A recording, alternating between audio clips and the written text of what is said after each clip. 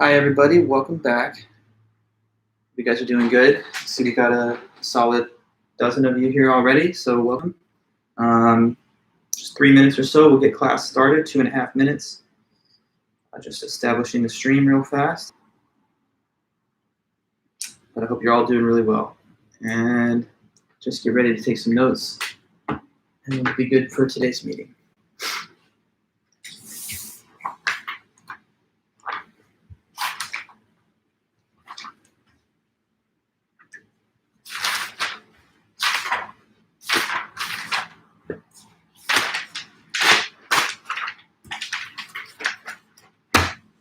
Hey, David. Nicholas, good to see you again. Hopefully you got my message today, Nicholas. I emailed you back. Sorry, it took me a couple days, just a few busy days there. Hi, Alicia. Good to see you. And I also got back to your message, so hopefully you've had a chance to see it. Hi, Tina, Isabella, Angelina. Welcome back.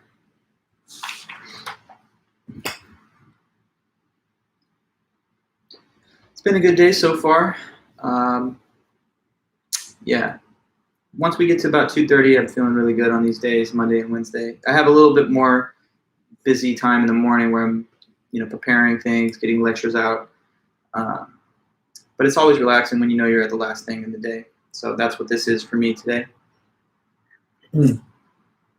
Hi, guys. Hey there. Anthony, Kirsten, Kevin, Carson, Annalie, Ruby, Moises, Angela, Derek, River, AJ. Glad to see you. Hey, Mia.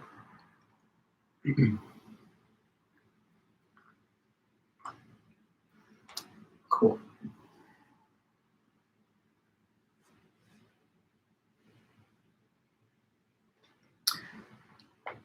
Okay. Carson, that's a very heady question. I mean, but you guys are, that's a topic you can debate. Hey, Jack, good to see you. No worries. Hi, Diego. Hi, Maria. I mean, if I was to guess, Carson, what many people will say, I think a lot of people might say, oh, it's totally my prerogative. It's my child, But it's a fair point, I guess, if you think that a child should have the ability to choose.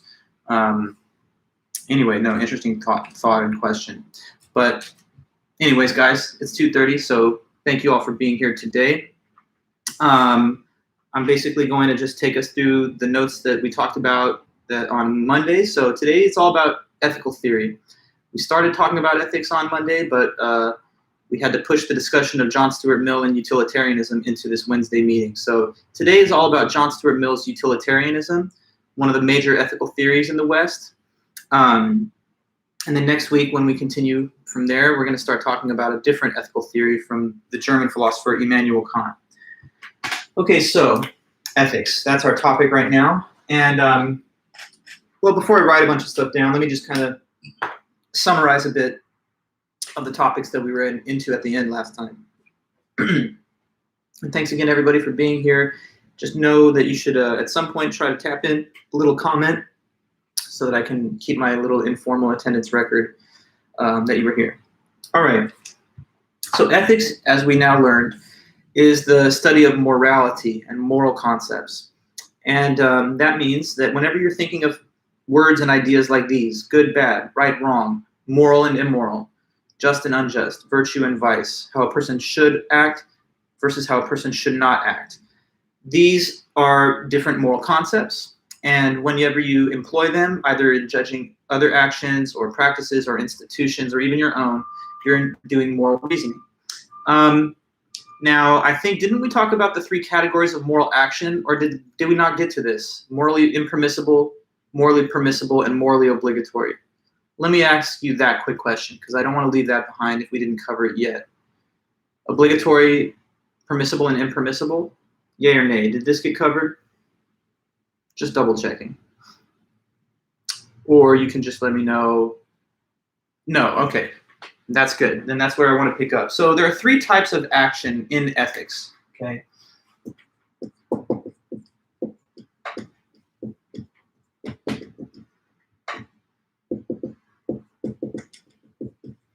Okay, so some actions are classified as morally impermissible.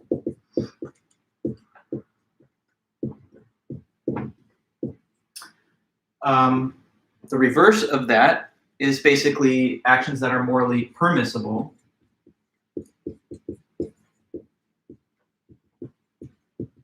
And then finally, a third class of actions are those that are labeled or deemed morally obligatory.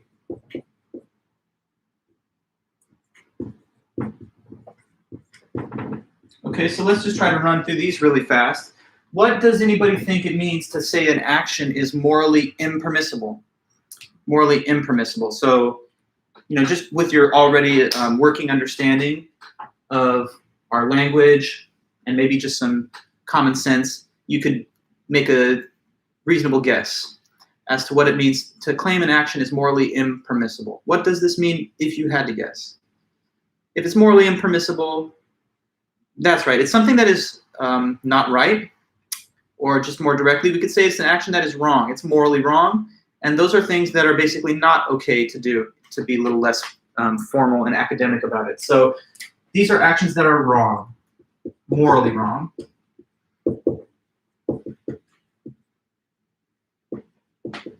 And again, to sort of put a finer point on it, they're not okay to do. Not okay to do. So just looking at that definition then, guys, let me ask a question to follow up. What would you add as an example of something that is, morally impermissible? What kind of actions do you think fit that label? Because not everything people do is okay or right. So what would you say would be a clear example that maybe most would agree is something morally impermissible? Like a clear case. Okay, killing people. That's right up there at the top? Sure. Anthony, hold your thought, though, about committing a crime. Not so fast. We'll get to that. Maybe it's right to commit the crime in some cases. That's the point. But anyway, yeah, let's talk about murder in cold blood. Certainly, that's got to be one of the worst things, like high on the level of how bad an action could be. You're talking about not killing for a just cause, like either in war or judicial execution or self-defense, but like just maliciously murdering a person that's innocent. That's definitely wrong. You have no right to take a person's life. Their life is their own. So obviously we all can recognize that's a clear case of something morally impermissible. But obviously there's other morally impermissible acts that are a little less severe and intense than that. And some of you mentioned those, like, so say stealing.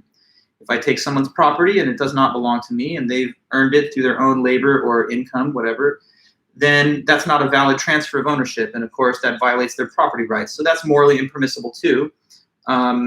Stealing, killing, I guess sometimes we could add lying, right? Being deceptive, withholding the truth or saying something false, to misinform or deceive people.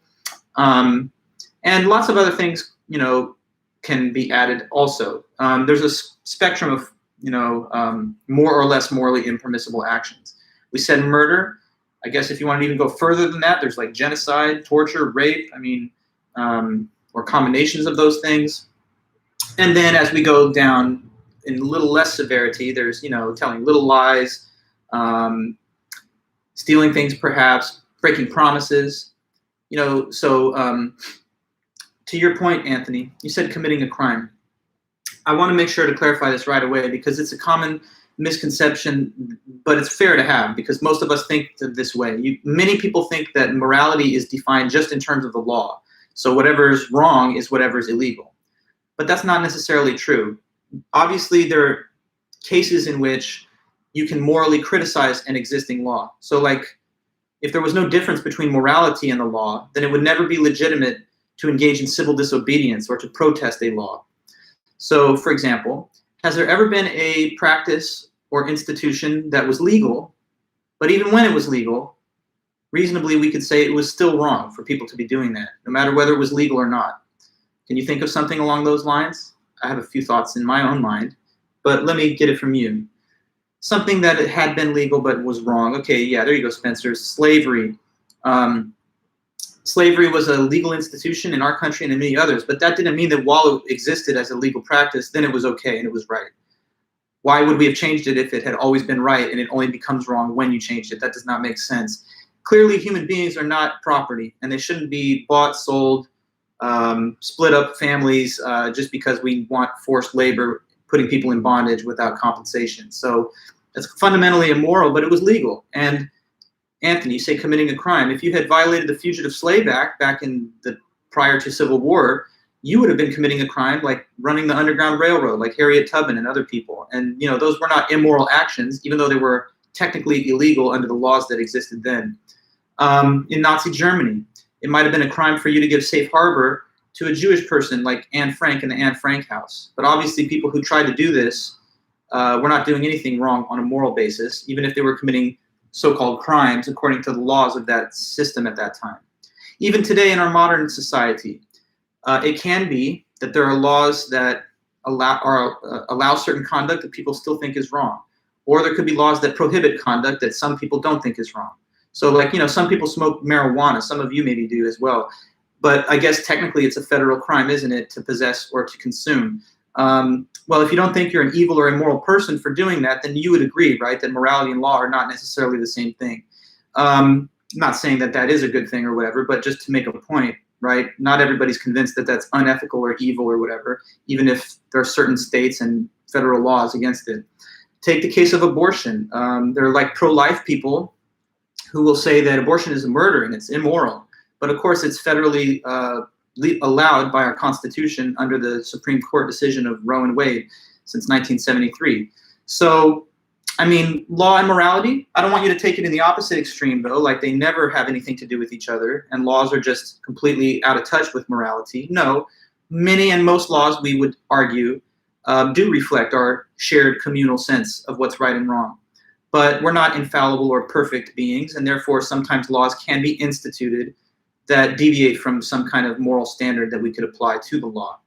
So when you think about morality, guys, you should think about it from the perspective not of the subject to the law, not from that point of view, but from the legislator of the law. Imagine you're the senator yourself, and the bill comes before you, legalize marijuana.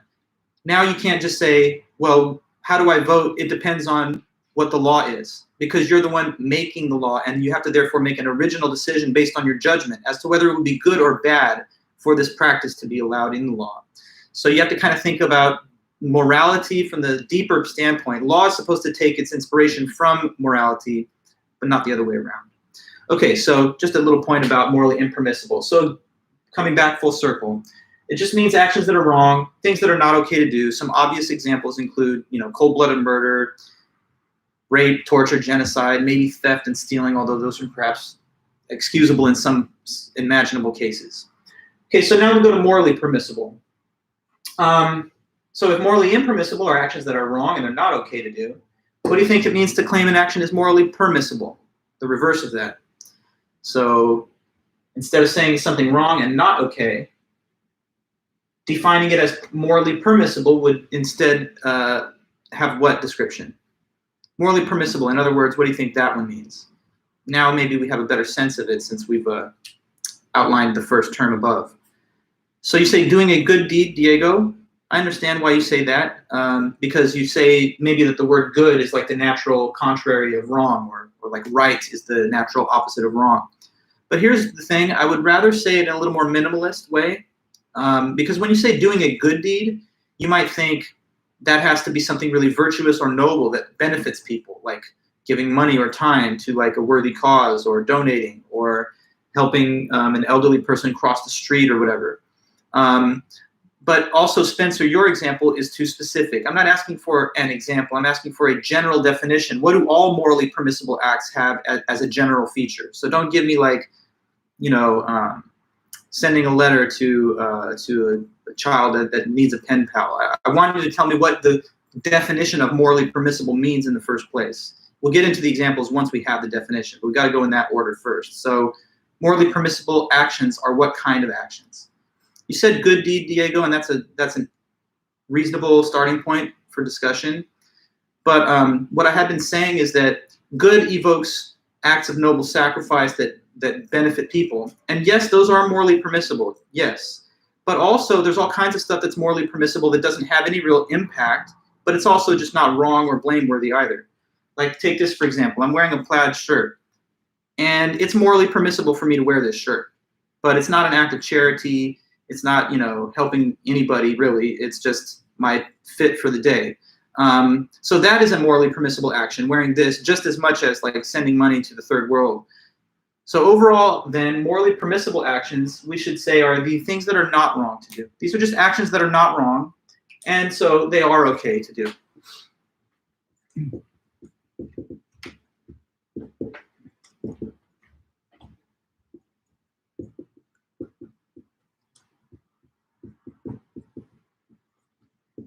Okay, so as before, no, yeah, just it's a minor point, but something I wanted to clarify.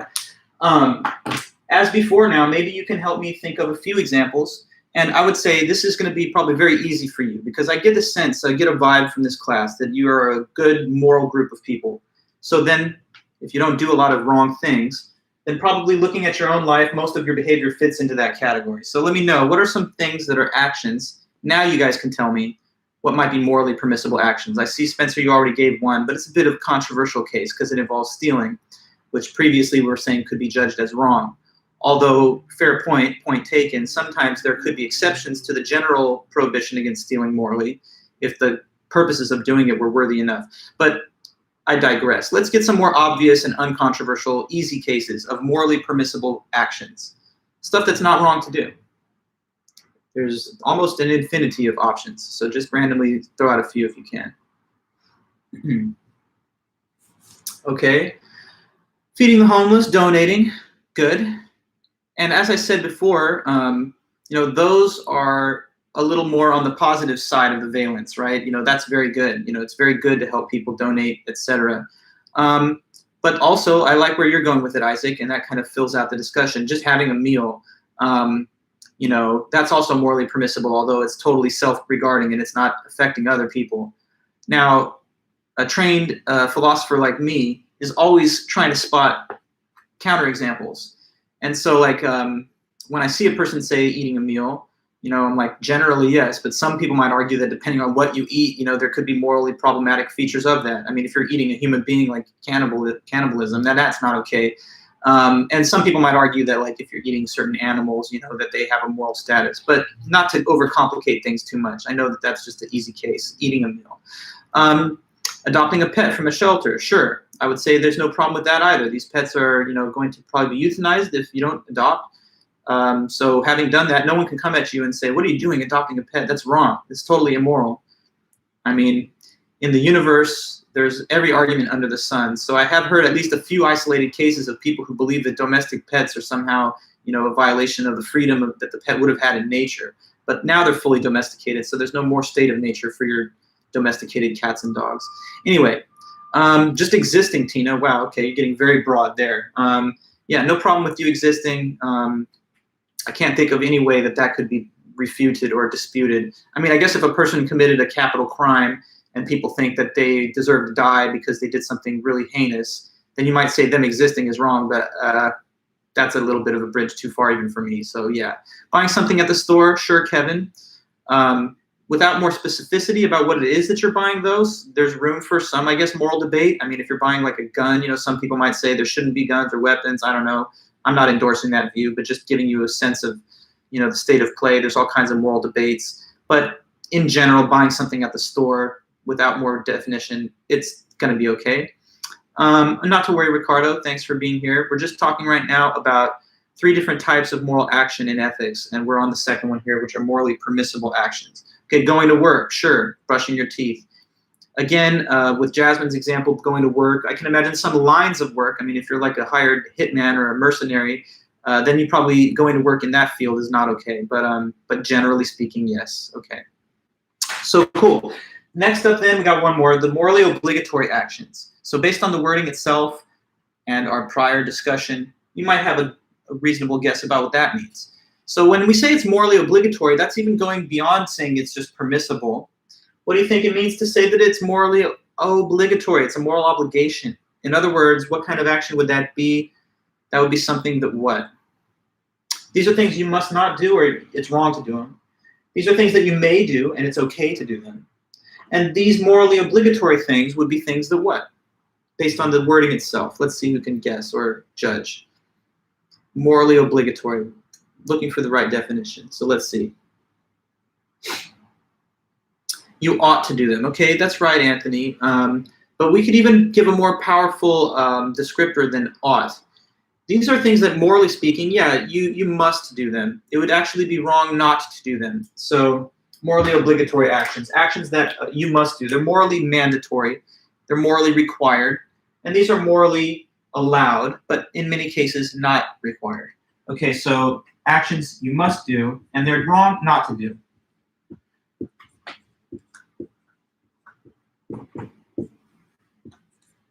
In other words, wrong not to do. Okay, now, with the morally obligatory category, I'd also like to see if we can generate a few good examples. This one maybe takes a little bit more thought, perhaps, or extra time to figure out the right examples, because I feel like these others are a little more clear and intuitive. But maybe someone has a possible suggestion. What do you think might be argued, at least, as something that one is morally obligated to do? It's not just that they may, but they must. And if they didn't, that would be wrong. Like what?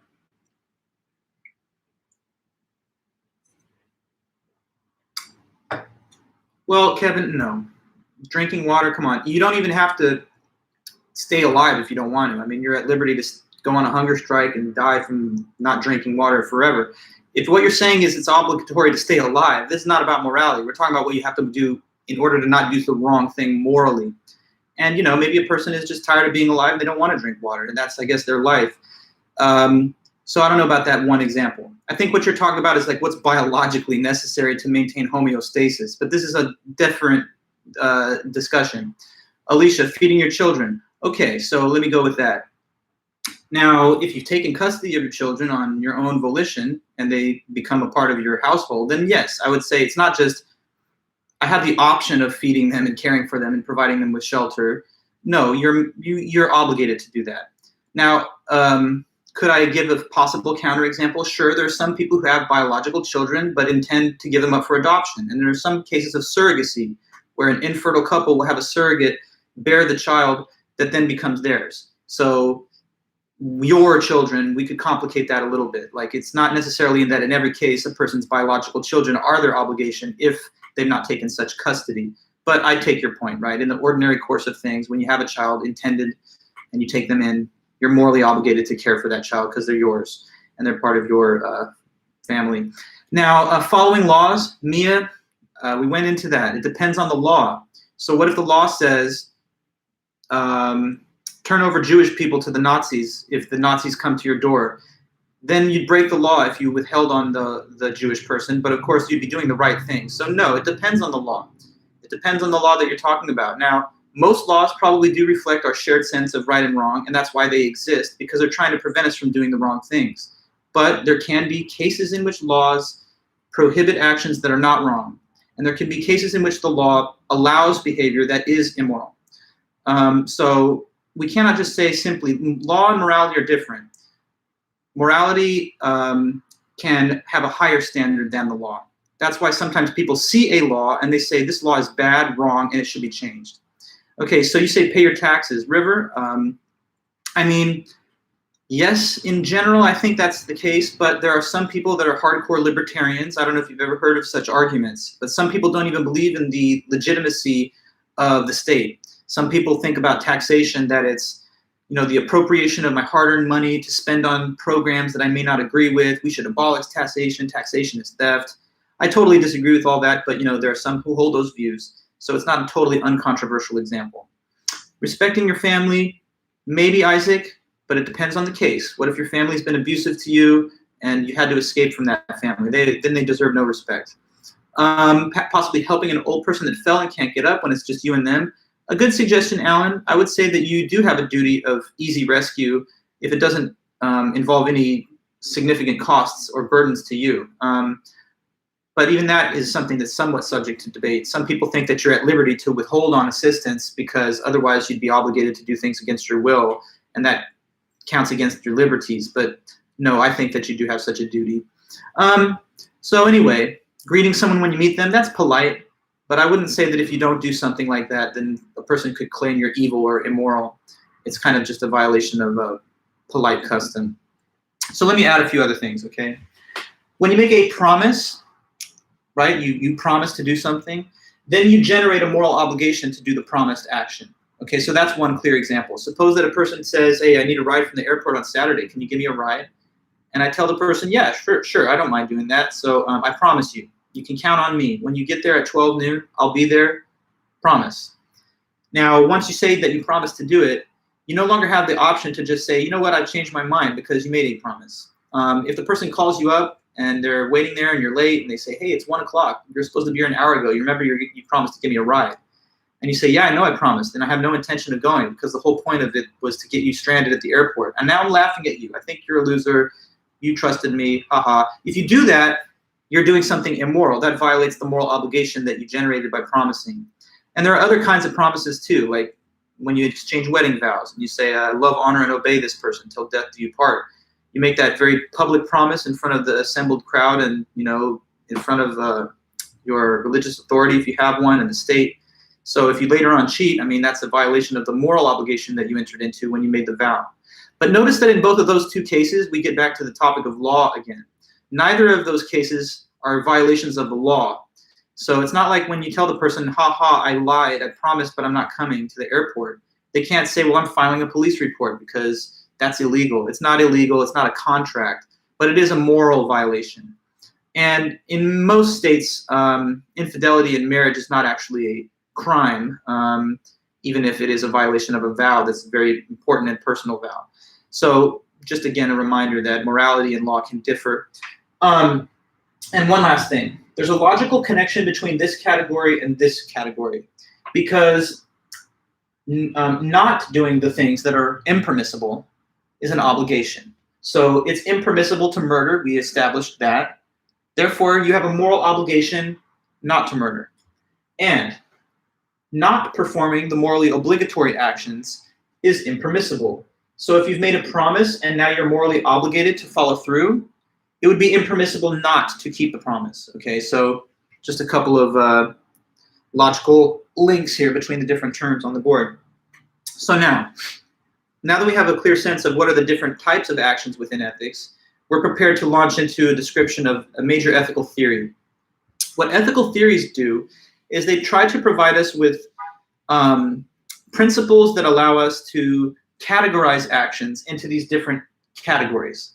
So utilitarianism is an ethical theory that is going to give us certain parameters that will allow us to define whether an act is wrong, not wrong, or obligatory morally. So let's go ahead now and start to develop our knowledge of this big ethical theory called utilitarianism. Okay, so utilitarianism. Well, actually, I'll put it a little lower so I have some room above. This is the name of this ethical theory that we will study today. It's a big word, okay?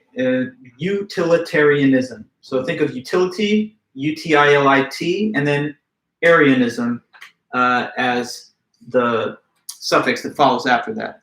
Utilitarianism. This is an ethical theory that was provided by this man, John Stuart Mill.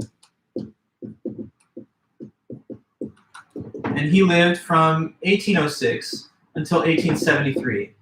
John Stuart Mill was a British philosopher and a political economist, and he also briefly served in the British Parliament in his life. So he was a scholar, philosopher, and a legislator, because the Parliament is like the equivalent of the U.S. Congress just in Britain.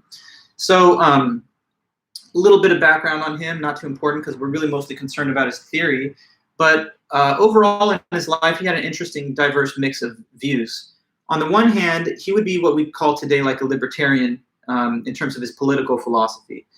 That means that he was a believer in limited government, and he would have been one of the type of people that says, like, don't tread on me, the government should not interfere with private conduct of citizens. So he would have been the kind of person that says the government should have the least power, which is needed to maintain social order, but no more than that. So if, for example, people want to engage in self-regarding conduct that does not affect other people's well-being, then they should be given the liberty and freedom to do that without fear of penalties by the state. So like if a person wanted to drink alcohol, take drugs, prostitution, gambling, then because that's self-regarding behavior that doesn't interfere with anyone else's interests, they should be given the freedom to do that. At the same time, he was also a champion of what we could call like a lot of progressive causes. For example, he advocated for the worldwide abolition of slavery during his life. He also was a passionate defender of the principle that women should be allowed to vote at a time when they were not in many parts of the world.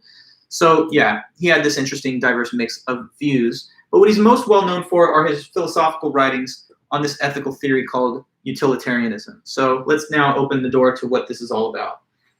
Just the name of the author and his dates above. But utilitarianism, what it is this. This ethical theory says that the right thing to do is whatever action that will create the most overall happiness for the greatest number of people.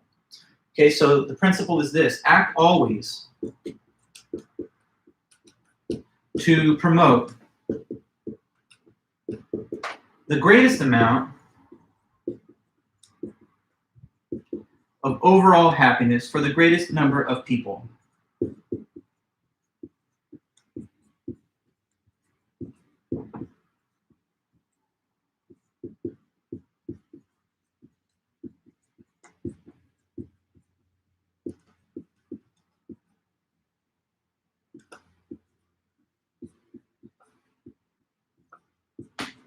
So that is, a brief, concise statement of what this theory is all about. It says, when you're doing things in life and you're trying to do the right thing morally, the theory of utilitarianism would advise you to follow this rule. Consider your options and try and estimate how much total happiness would result for all people affected if any of these options were taken. And then whichever one would lead to the most overall happiness for all affected, that one would be your moral obligation. And the others that yield or generate less than that total amount of happiness would by comparison be morally impermissible. So if you're living life as a utilitarian and this was your real moral standard, then you would always be thinking ahead towards what are the likely consequences that my action would have for overall human happiness. And you would therefore just try to act in whichever way would lead to the greatest total amount of that. Now, utilitarianism is a member of a family of theories which are called consequentialist theories. So just a little bit of the background on what consequentialism means, just briefly. Consequentialism just means that the thing that defines the morality of an action are the consequences that come from the action. So in this position is that the morality of an action, whether something's right or wrong, depends on what the consequences of the action are. So the morality of an action depends on its consequences.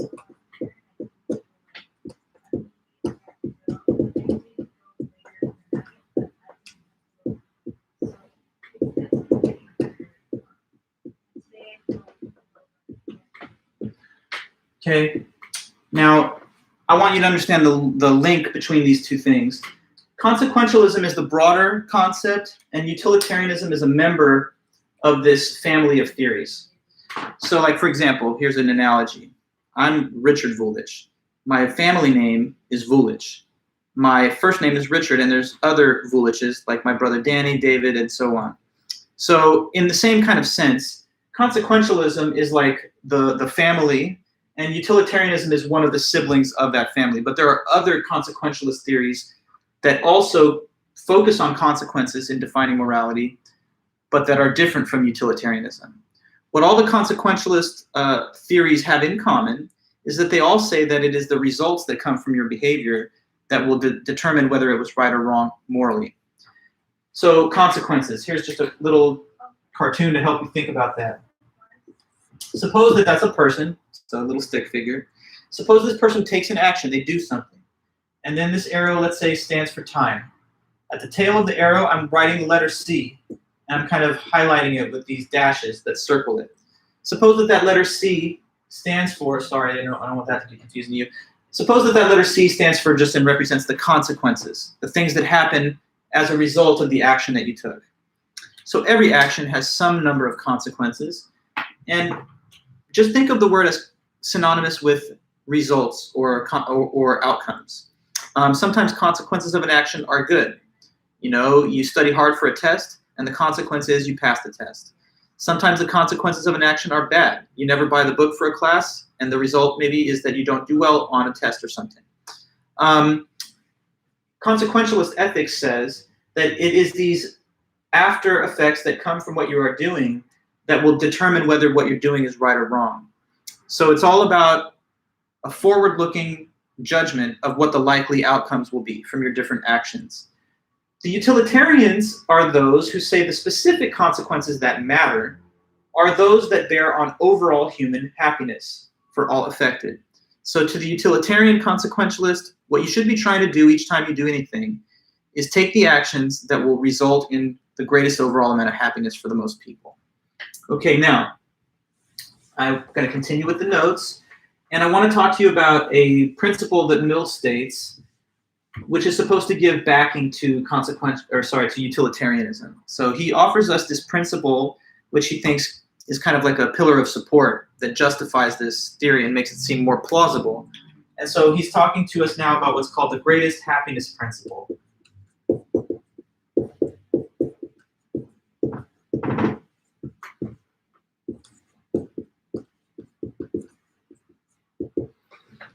So the greatest happiness principle is pretty straightforward. Here's what it says. It says, actions are right, morally right, to the extent that they promote happiness. And actions are wrong to the extent that they promote the reverse of happiness. Okay, so I'll put it here.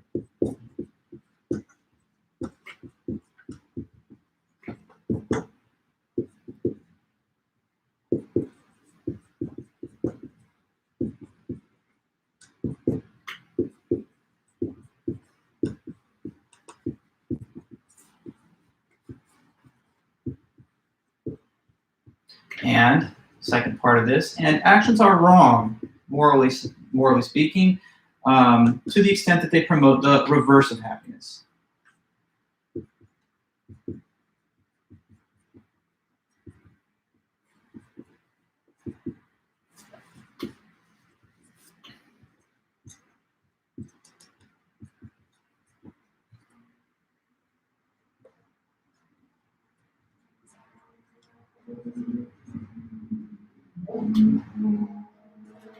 Okay, so this principle that you see here on the board is the greatest happiness principle. And it says, as you can see, actions are right to the extent that they promote happiness. On the other hand, actions are wrong to the extent that they promote the reverse of happiness. Now, quick note on what the word happiness means to a utilitarian. To me and you and everyday people, it might seem like happiness is just an indefinite thing. It could mean anything to anyone.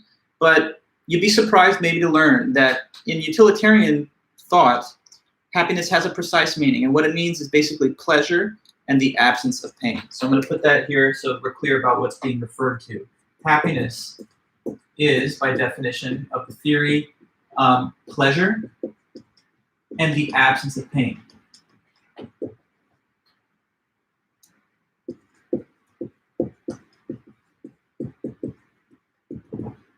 So if that's what happiness is defined as being, then the reverse of happiness would be what?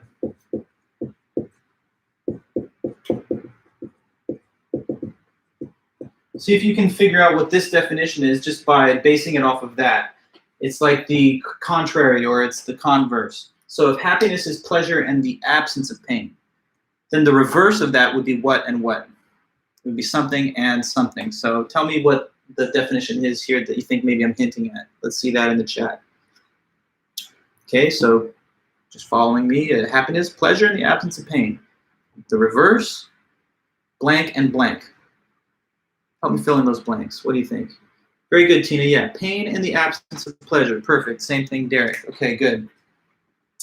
Pain and the absence of pleasure.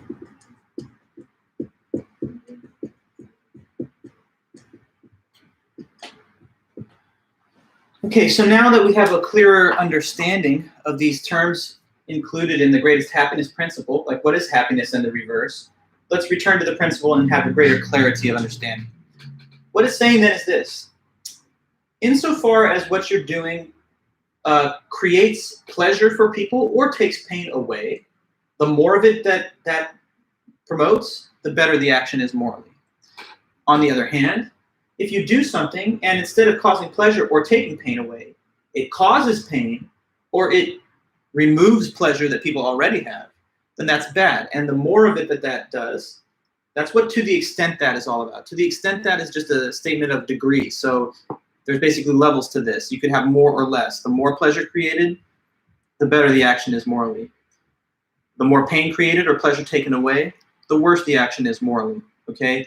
And he thinks this is a very intuitive and obvious principle to most all people.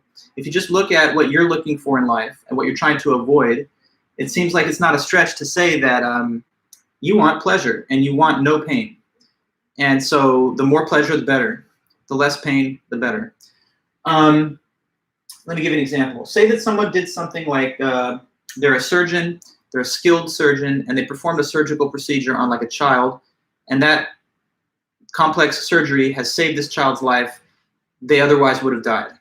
Okay, so they saved a life basically with their skill and their medical knowledge. So what that did there by saving life is it prevented the loss of all their future pleasure, right? So if they had died at that young age, they would have never experienced the joys and pleasures that come from graduating college, getting married, getting a family, starting a business, watching the future, traveling the world, etc., having different experiences, cultural, otherwise, and so on. So the prevention of that child's death allows for a lot more happiness to still exist in this world. Now, if he saves one life, that's a lot of happiness preserved. And but if he saves 5, 10, 100, 1,000, that's more, that his moral record is just getting better and better and better. Okay? So the more pleasure you cause in the world or the more pain you take away, the better you're acting as a person. That's what the theory would say. Take the opposite. Suppose that someone has killed a person, the murderer, right? Like a serial killer type. Well, I'll start with just the one murder. Person commits murder. And just like I said a moment ago, by killing whoever the victim is, first of all, there's the pain involved and the terror involved in the commission of the act for the victim. But over and beyond that, there's all the additional happiness that they otherwise would have enjoyed that now has been eliminated. So, right, you take out all of that future experience and pleasure from the deceased person. If you do that to one person, it's already a tragedy. You know, each life is sacred, and taking a person's life is probably the worst thing you could do. But if you kill 5, 10, 100, if you're like a genocidal dictator, Hitler, you're killing millions, you're just becoming worse and worse morally as we extend the example, okay? So all this principle is saying is that the more that your actions generate pleasure and take pain away, the better they are morally. The more they cause pain or take pleasure away, the worse they are morally. Okay, now, with that in place, I now want to kind of walk you guys through a simple little scenario which will apply the theory to a practical choice situation. Okay, so for the purposes of this little illustration, we're all going to create a little diagram in our notes. So the diagram is a box. Okay, and in this box, we're going to create 4 vertical columns. And we're going to cross those with 4 horizontal rows. Now you can see that we've created a grid, and the grid has 16 boxes within it, all right? Now you're going to help me guys a little bit to finish this example, okay? So it's a little teamwork. Up here, there's 4 vertical columns, and I want you to help me think of 4 different types of pizza topping selection. Okay, so this is like a choice of pizza topping scenario. What are 4, well, let's start with 1. What's one popular pizza topping style? You guys have all had pizza, I'm sure. It's very good, I recommend if you haven't tried, but anyway, all kidding aside, what is one popular type of pizza topping that maybe we've all heard of? Okay, good, Alicia, pepperoni, let's say. And I need another one, so I'm looking at what comes out in the chat. I see someone says mushrooms, okay, River, cool. I see pineapple, another possibility, Nicholas. So P for pepperoni, maybe P lowercase I for pineapple. I know that's a quite controversial topping selection. Some people have very polarized views on that. But anyway, one more. Let's see. Maybe we'll go with the sausage. I see that in there, okay? sausage pizza. So you see the grid and the graph. This column is pepperoni, mushroom, pineapple. Here's sausage. Now, in the 4 left horizontal rows, we're also going to place 4 pieces of info. And for that, I just need 4 volunteers from the class. You're not going to be asked to do anything really tough or difficult at all. But if you allow me to put your name on the graph, then I'll add it to one of the 4 horizontal rows. And eventually, after we finish putting the graph up, you're going to have to basically tell me your preferences when it comes to those 4 types of topping. It's very easy, and you're not on camera or mic'd up, so I don't think it'd be that awkward for anybody. But yeah, who can help me with that? So please, I just need 4 different students from the meeting to let me put their name on the board. So, and then they'll help me proceed through the remainder of the example. So let's see who's down.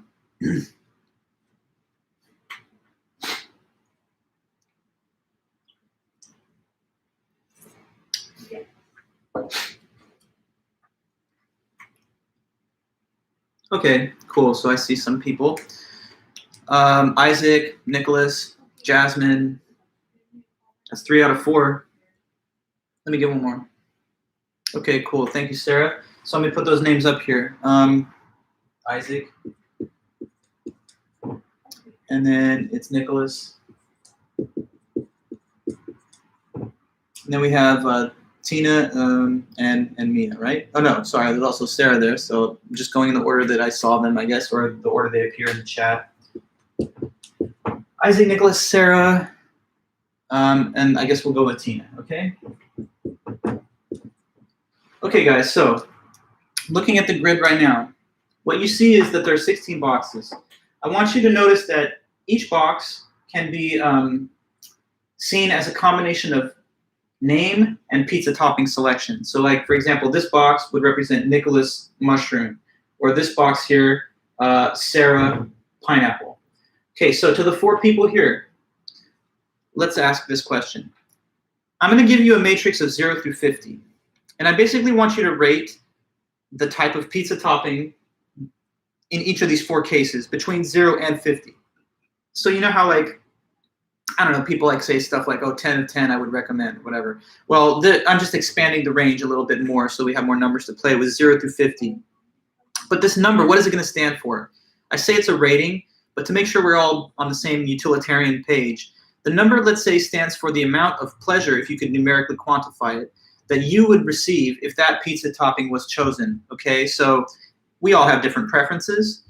My favorite pizza, you might think it's gross, or vice versa. That's okay. But now I want you to consider your preferences between pepperoni, mushroom, pineapple, and sausage. So it's like the pleasure score, the number that you will give. I understand that someone might say, isn't it a bit artificial to assign a numeric value to how much pleasure I would get? Like, what's the difference between saying 35 units of pleasure versus 33 or 4? Yes, it may not be a perfect representation of this abstract idea of pleasure, but all we wanted to use the numbers so we have more or less, right? So if you like something more, that should be reflected with a higher number.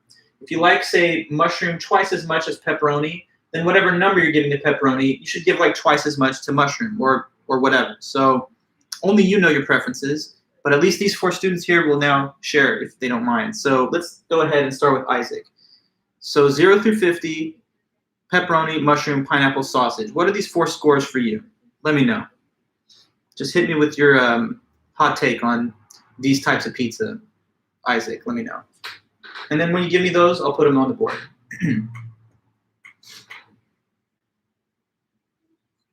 And to the other 3 below, Nicholas, Sarah, Tina, you can start thinking already about what numbers you may give. Oh, it's okay, Sarah, but just hold off for one moment. I see that you're going to give a 45. But Isaac, just hit me with all 4. Okay. You're waiting for mushroom. Oh, that's fine. So pepperoni, you're saying 20. Pineapple, you're saying 10. Okay, not as much a fan of that. Mushroom, also 10. So for you, these are both kind of like, they're equal, but neither one is your favorite. And we still got to know about sausage, though. I don't see that. Okay, 30. Okay, cool. So from Isaac's perspective anyway, sausage would be his favorite out of the 4 options possible. He likes pepperoni a little bit less, and even a little less than that, there's mushroom and pineapple. Okay, fair enough. Thanks, Isaac. So now we get to Nicholas. Nicholas, 4 types of pizza, and you're the judge. What do you say?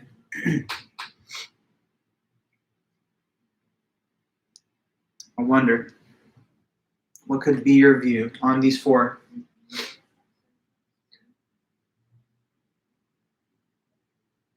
Don't overthink it too much. You know, just hit me with those numbers. Let me know.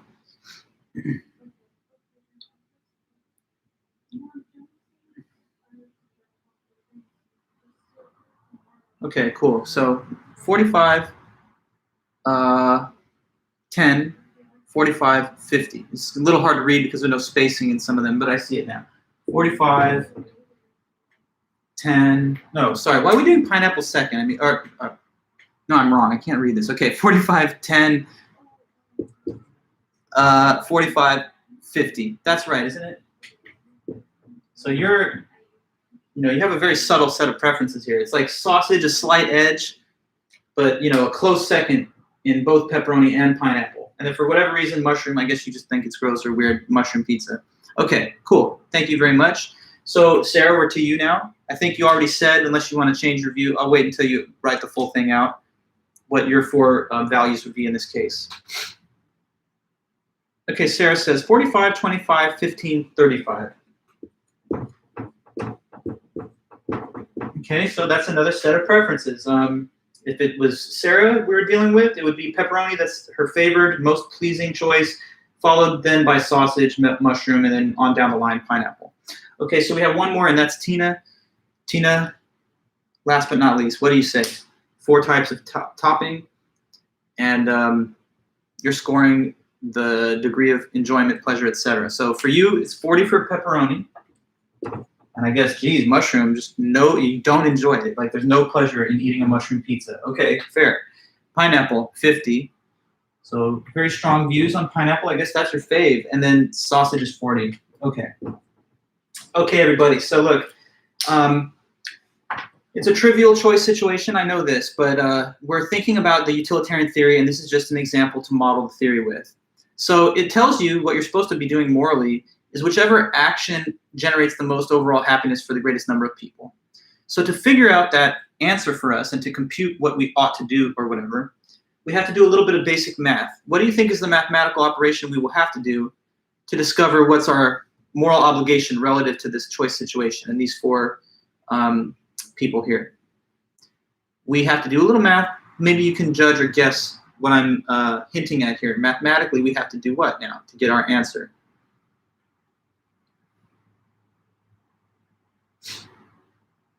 Let me know.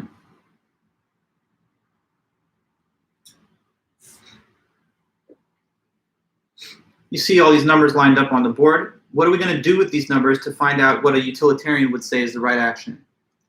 Well, you say find the mean, Isaac. Yeah, that's one way to do it, I guess. But I was thinking more because it's all about the aggregate amount of pleasure. It would be better to just find the aggregate total, so just do addition. You could get the averages, Nicholas and Isaac, and then multiply them by 4, and it would be, I guess, equivalent. But I'd rather just do simple addition because it's fewer mathematical operations. To get an average, you have to add 4 things and then divide them. So let's just add them. So we're going to have 4 totals in the bottom. These are 4 columns, and there's going to be a summation in 4 spaces here. What will this number stand for at the bottom?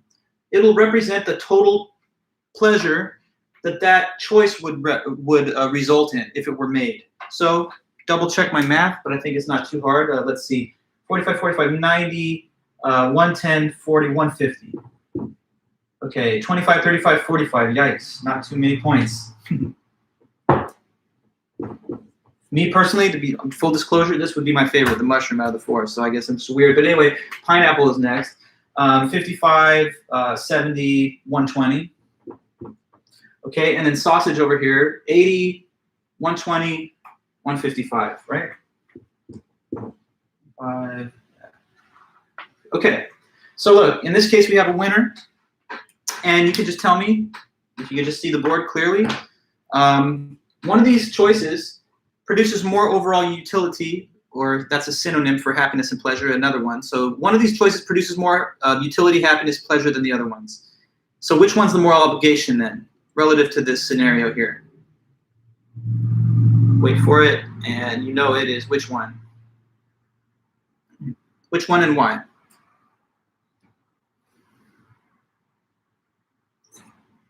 Correct. Yeah, it's sausage. And why would that be the moral obligation here?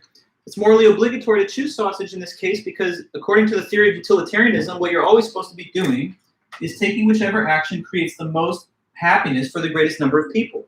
In this choice situation, which involves 4 people, none of the other options generates as much total happiness as sausage does. Pepperoni is a close runner-up, but it's still a lower number than the sausage is. So if you're thinking as a utilitarian, you would bring this kind of calculation to every choice decision that you would ever make. Now, I understand I gave you a pretty arbitrary and not that, the stakes are not that high ordering pizza, right? But it's not limited to trivial decisions like this. If you were a utilitarian in your moral philosophy, then you'd make all decisions, including very important and impactful decisions, in the same way. Like, say you were a legislator and you were called on to vote. This could even happen in the next 4 years because I've heard a lot of movement around the issue. But suppose that a bill comes before Congress and a senator is asked to vote, yay or nay, and the bill says legalize marijuana for recreational use in all 50 states. Now, if you're the legislator who's voting on this question, you're going to be, if you're a utilitarian legislator anyway, here's what you would be thinking. Well, suppose the law was passed and I vote yes. How would that affect overall human happiness for all the citizens of the society? And compare that with what you think would be the outcome if the law were defeated and the bill was not passed.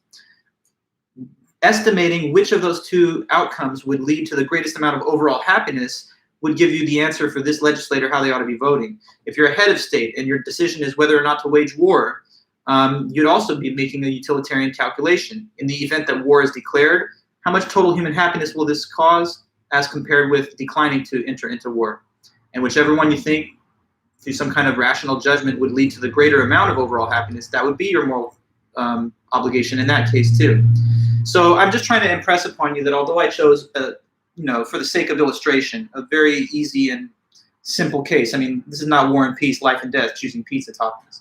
But decisions like about war, peace, the big issues of our day, and everything in between would be made along the same lines if a person adopts and follows the theory of utilitarianism, and that was their moral compass. Okay, so just letting you know how the theory could be applied in a given case. What was it? Just Isaac, Nicholas, Sarah, Tina. One more thing before I completely erase the board. Notice this, okay? Is everybody getting their favorite pizza based on this utilitarian result? This one here, the one that dominates the others and generates more total utility, there's a word for that is sometimes used in modern writing on utilitarianism, and the word is optimific. Optimific action is the one that uniquely promotes the most overall utility in comparison with the other actions. So in this case, sausage is the optimific choice because it maximizes the available utility. But here's what I was also going to say. Not everybody in the group of 4 people is totally pleased with this because, say, for example, it was Tina. She thinks pineapple is better than sausage. And if it's Sarah, she thinks that pepperoni is better than sausage.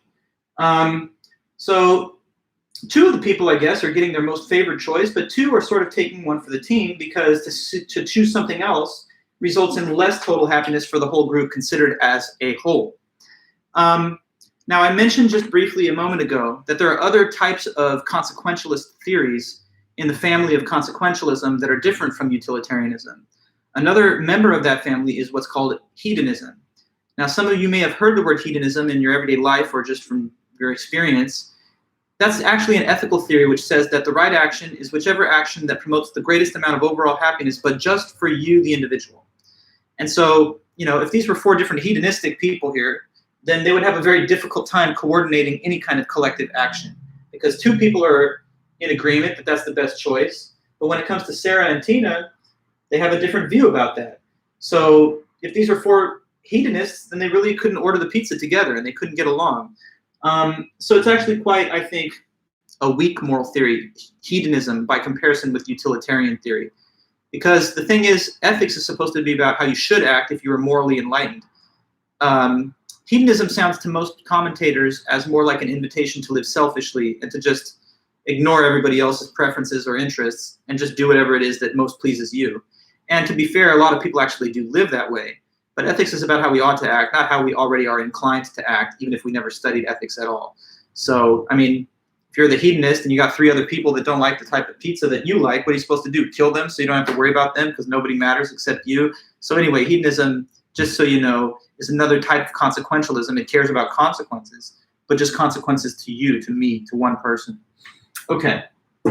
Now, as we expand on our knowledge of this ethical theory, I wanted to tell you one more thing about why it's supposed to sound plausible, or at least the author thinks that it's pretty plausible. He offers us this additional premise in support of the theory. And it's just the idea that pleasure, or since happiness is the same, I'm just going to kind of put a slash, pleasure/happiness is the only thing that all of us, that we pursue as an end and not as a means.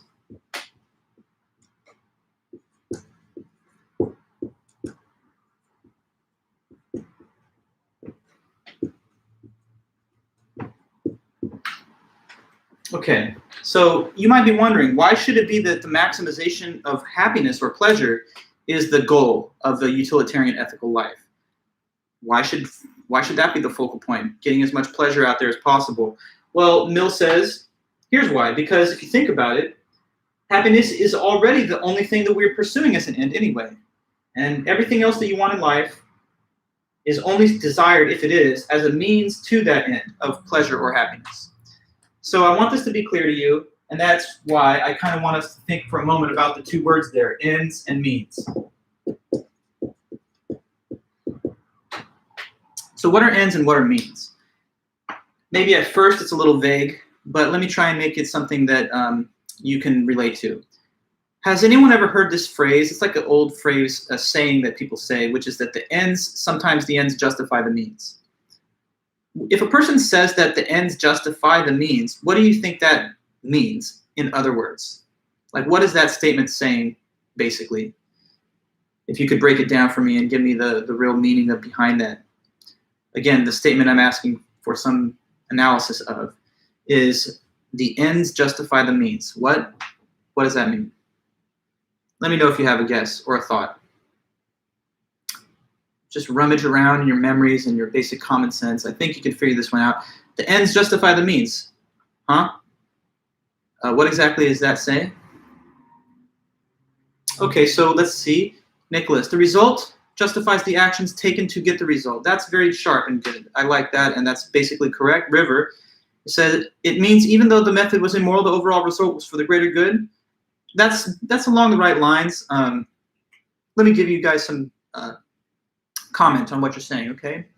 When a person says the ends justify the means, kind of like how you put it there, Nicholas, it means that if you have a goal that's important enough and valuable enough, then it kind of makes it okay whatever you had to do to get there. Okay, and yeah, true, River, sometimes people use this statement when they had to do something that looks a little morally questionable, but they only did it because they were trying to get to something really important as an end goal or objective. So like, I don't know, suppose that somebody saw like a dog was inside a car and it was a really hot day in the summer, okay? And the dog looks like they're in distress. So you're like concerned about them and you have a now goal to get this dog free from the car, but there's no sight anywhere of the person that maybe owns the car. So suppose that you have like a crowbar in your trunk of your car and you know what I'm going to say next, right? You break into that car so that you can free the dog at least from the trapped heat that it's in so that it doesn't die from, overheating. Now in that case, normally that's property damage to another person's vehicle and you would say that's in the ordinary course of things wrong to do and it's not okay. But here we might say that, well, the goal of saving the dog's life is so important and, that it justifies those means. The means taken to save the dog's life become okay because of how important the goal was. Okay, so now, that's one random example, but let's fill in the blank here. What then are ends and means now that we've had some discussion? If you guys are correct that the ends justify the means is basically saying that whatever result you're trying to get to makes the actions that you take there to get there okay, then what are ends in general again? The ends are, in other words, just the what? I'd like to see you say it though. Ends, now I think we've sort of made it a little more clear, so help me finish my thought. Ends are just then the what things. If you follow my example and some of that discussion, maybe you can tell me. The end is what? What are ends, generally speaking? Let me know.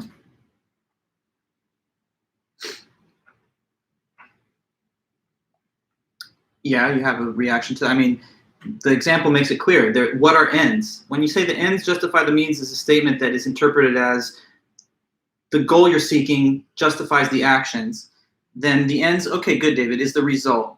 Well, here's what I would add to that, just a slight edit. The result of something is sometimes just what ends up happening. But an end is a result that you intend to happen. So it's like a desired result. In other words, what's a desired result? Well, it's like a goal. So it's not just what happens, but what you want to happen in the end. So it's a goal or an objective. So that's what ends are. Goals, objectives. Goals/objectives. So if the end is the goal or the objective, then what are the means in relation to the end? The means are just, I guess, Nicholas, the way you put it, the actions taken to achieve the goals. Okay, so these means are the actions taken or the methods used to achieve one's goals.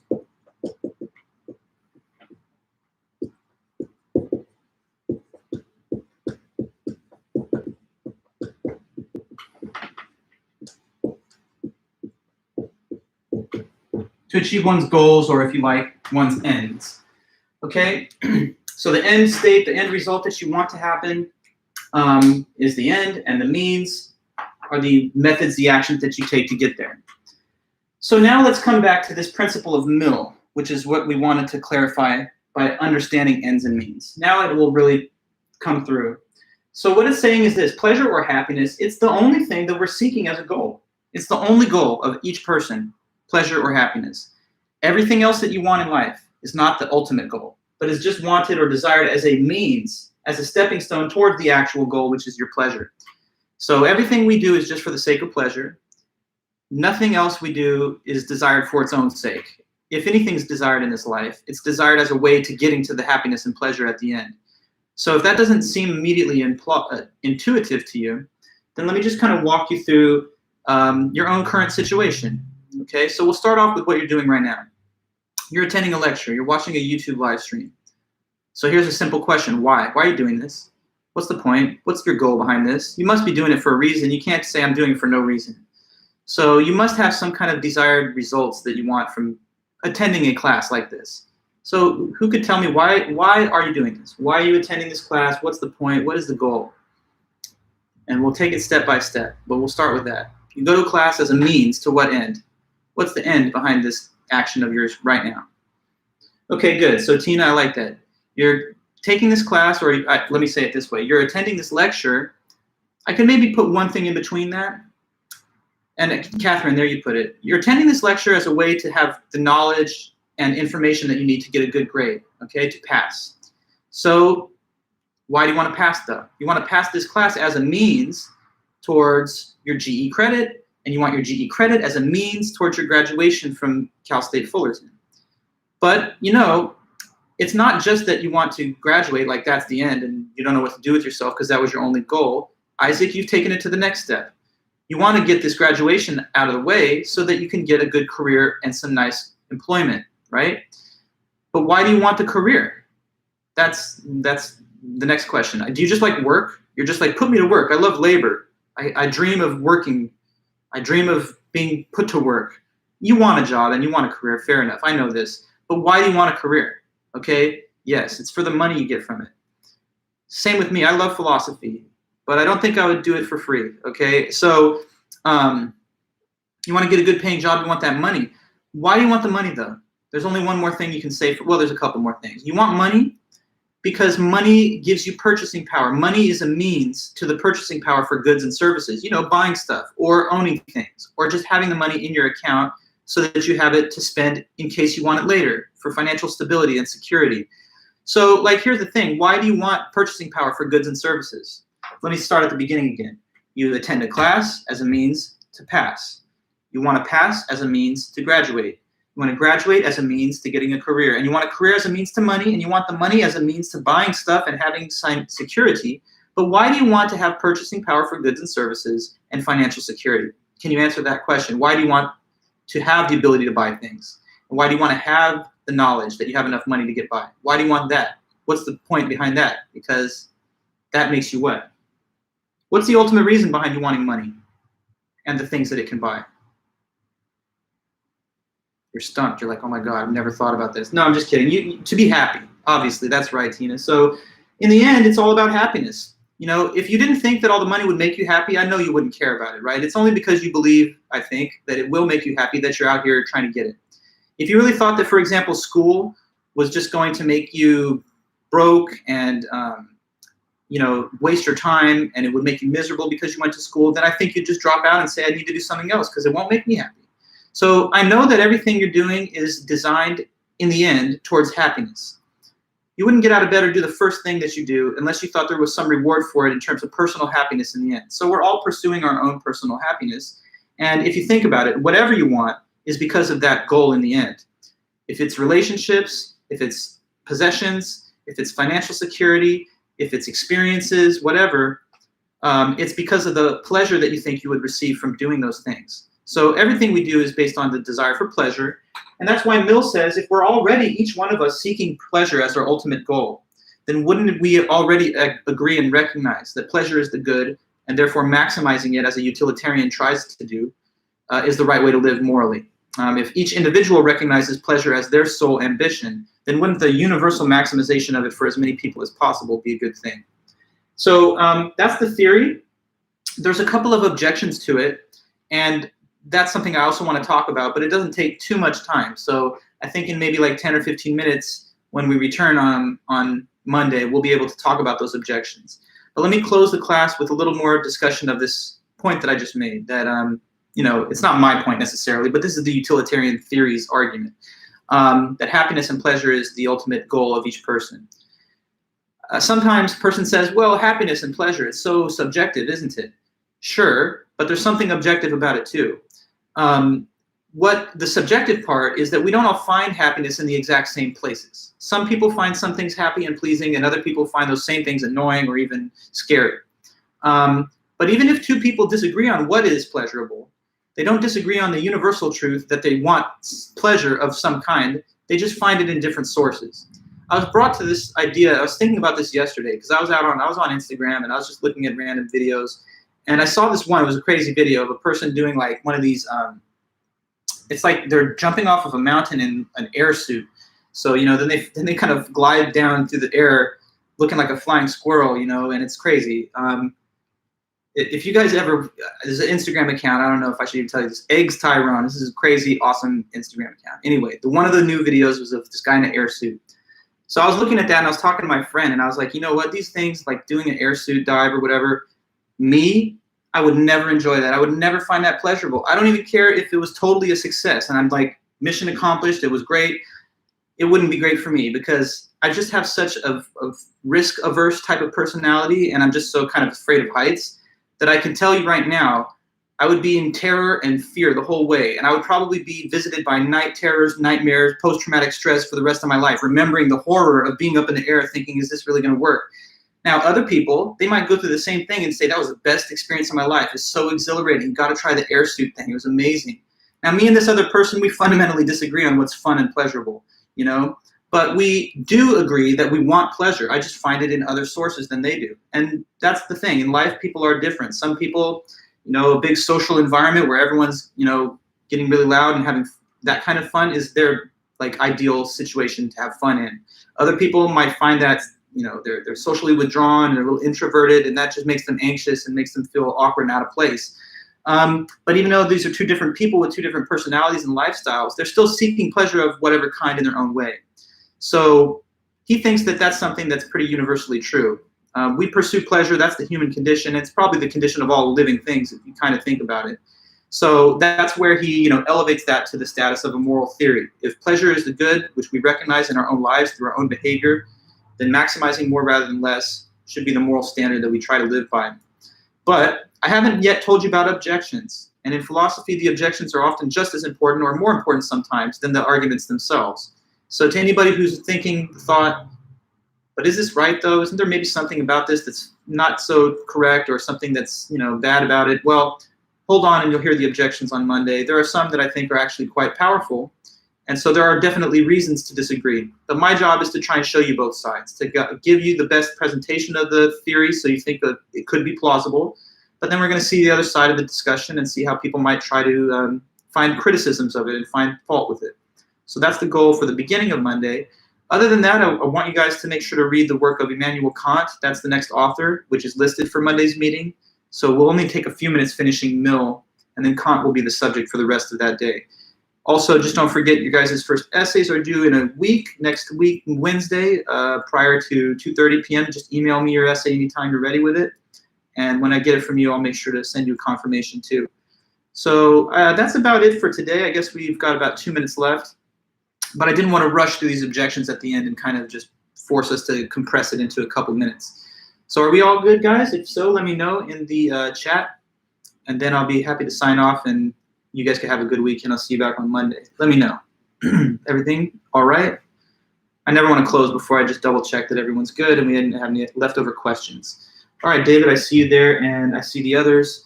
Thanks so much, everybody. Really good meeting, interesting discussion. So take care, and if you need anything, you can email me, and I'll be in touch. All right, then. See you soon. Bye-bye.